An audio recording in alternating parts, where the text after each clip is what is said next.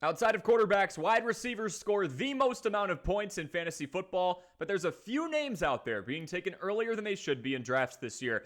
Do not reach for these guys. They've got red flags written all over them that could ruin one of your roster spots. We begin with DJ Moore. Moore is coming off of a phenomenal season. Do not get me wrong, but few teams have undergone a more major reconstruction than that of the Chicago Bears, especially on offense. Last year, Moore did set career highs in receptions, receiving yards, and receiving touchdowns in a Chicago passing attack that heavily relied on him. Moore's sky-high 27.9% target share was a byproduct of earning Justin Fields' trust and a lackluster depth situation at the receiver position. Both of those factors have changed in the last few months. Ryan Poles opted for a new option under center when he spent the number 1 overall pick on Caleb Williams, and Williams has plenty of options compared to that of last year's squad. The Windy City welcomes 6-time Pro Bowler Keenan Allen and the 2024 number 9 overall pick in Rome Odunze to their weaponry. Gerald Everett enters the tight end room as well as a consistent performer at the position. Moore is still an exceptional talent. Do not get me wrong. I think he'll have a fine year, but it's tough to project a repeat year and even a top 20 year in a PPR format with so many conflicting variables. We go on to Jameson Williams. Williams has been one of the flashier names in the fantasy world, but his production has not matched what many value him at. After failing to crack the top 80 in a standard PPR format last season, Williams has somehow jumped over 30 spots despite having plenty of target competition and no recent production to back this claim up. Last year's wide receiver 48, just for your reference, in a standard PPR format was Rashid Shaheed. The Saints Swiss Army knife tallied 46 receptions for 719 yards, and he had 5 receiving touchdowns. That's nearly double what Jameson Williams has accumulated through his first 2 years of NFL action combined. So we're relying on him to pretty much double what he's done in 2 years over the course of 1 year to match the production of last year's wide receiver 48. And then there's the blaring issue of target competition. Following another 1,000-yard season from Amon-Ra St. Brown, a breakout rookie campaign from tight end Sam Laporta, and a rushing attack that was utilized to chew the clock for many of Detroit's 12 wins in 2023, can we really make the claim that the former Alabama wide receiver is even a top 5 weapon on his own team? Look, a lot could change, but there is not enough volume for a receiver whose injury issues aren't that far in the rearview mirror. Next, Deebo Samuel. Now that the Brandon Ayuk trade train has mostly passed, I am staying far away from Deebo Samuel at wide receiver 13. He has been a phenomenal contributor as the Swiss Army knife in Shanahan's offense. Do not get me wrong, but age and competition are blaring issues in 2024. Samuel is about to turn 29 years old, while Ayuk, Kittle, and McCaffrey all have significant roles in the Niners passing game. Out of the 5 years that Deebo Samuel has been in the NFL, he has cracked the top 13 wide receiver spots in a PPR format just once.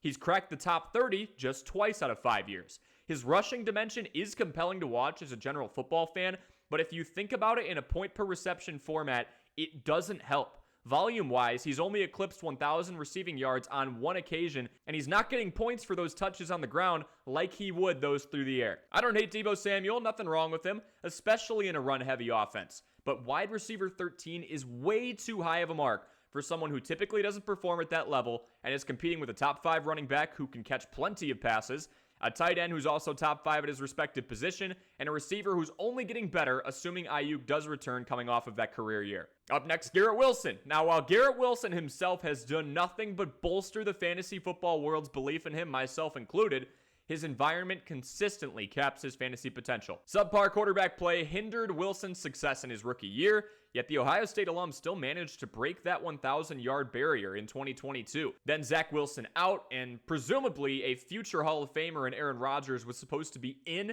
2023. That was going to change everything for both the Jets and Wilson in 2023. That dream lasted all of a handful of plays before a New York signal caller left the home opener with a season-ending Achilles tear. The plan is for Rodgers, who turned 40 back in December, to suit up for 2024 and be healthy for the entirety of the season.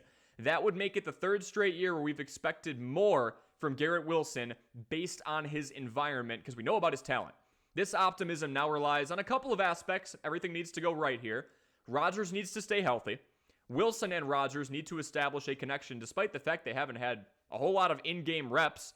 And the incoming target competition can't be too much of a hindrance because right now Garrett Wilson is rated as the wide receiver 8.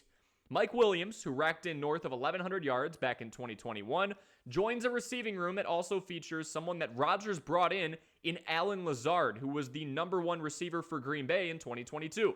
Wilson may be building off of back-to-back 1,000-yard seasons, but almost everything needs to go right for him to break the top 10 receiver mark. And last, but certainly not least, Cooper Kupp. I love Cooper Kupp. His 2021 season will go down in history as one of the best ever for a pass catcher, but drafting him this high has bad idea written all over it for 3 reasons. Reason number 1, he goes by the name of Puka Nacua. The Rams' second-year receiver took the league by storm last year, and whether Cooper Kupp was in or out, Nacua dominated the target share. 28.8% of the Rams' passing attempts went to Puka Nacua, and his 9.4 targets per game mark was 9th best across the entire NFL.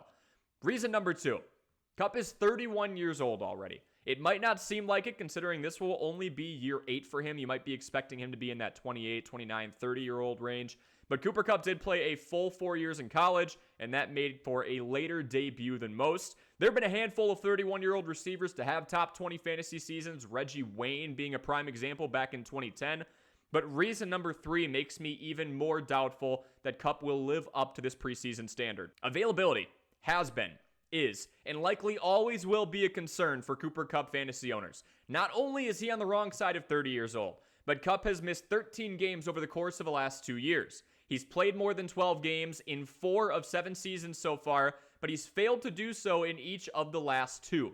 If you want to bank on his prior involvement, and you're willing to take that injury risk into account, and you don't think that Puka Nacua is going to have a repeat season from last year as long as he's healthy, go right ahead. I just don't like playing the odds game with guys who are missing this much time, who are turning 32 in the next few months, and who play in a game that requires your body to be in top-notch condition. As you near your fantasy drafts and even get into the early season trade market, I hope you can keep these 5 players in mind. Out-researching your fantasy opponent will be the key to success in 2024 and beyond. Thanks so much for watching. We will catch you in the next video.